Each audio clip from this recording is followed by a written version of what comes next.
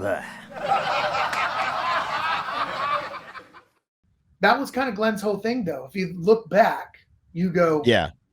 He had the Misfits, and then he did something with it, and he was like, yep, fuck y'all now. Now I'm doing this. And then it was like, Samhain, now I'm going to do this, like, wacky fucking 80s fucking, I don't even, weird Samhain thing. You know what I mean? It was like ahead of its time, but it was completely different.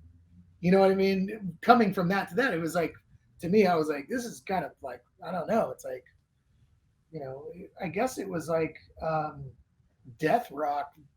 It was weird to me.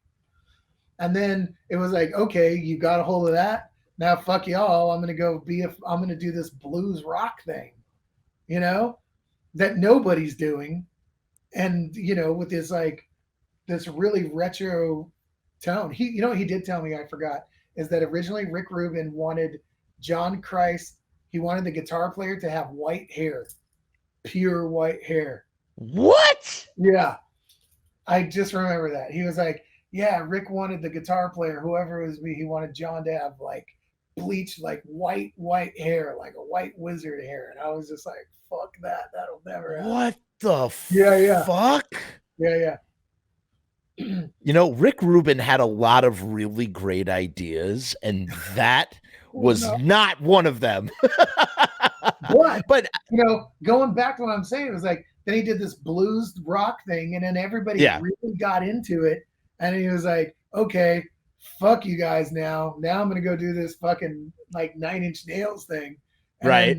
They were like, this is suicide. What are you doing? And Bill Kennedy, my buddy, who's passed, he produced that.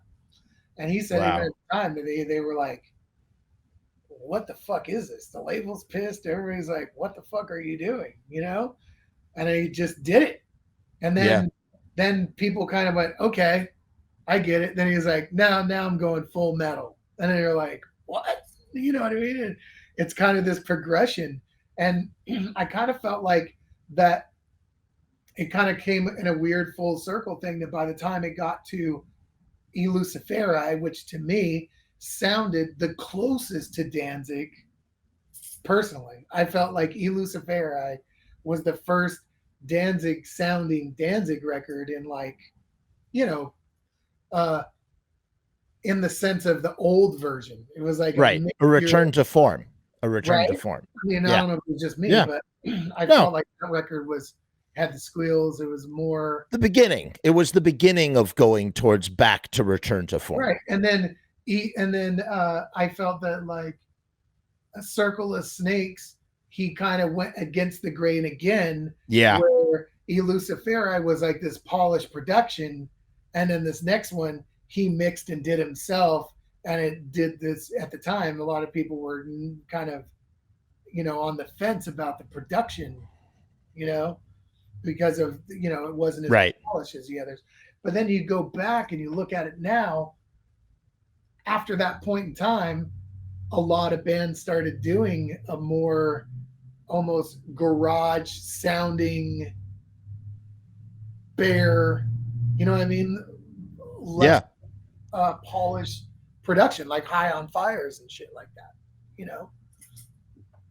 And he kept going, but he kept going with it too. When he goes to, then with Death Red, it's like, he's like using like, the fat fuzz pedal from the Misfits in the 70s and stuff.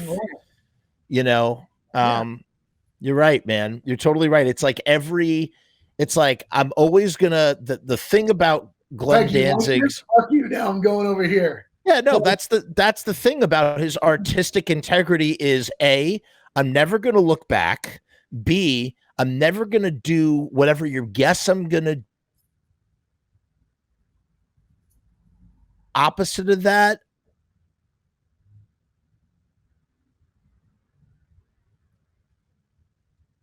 Absolutely. So that's what I mean. You know what? He's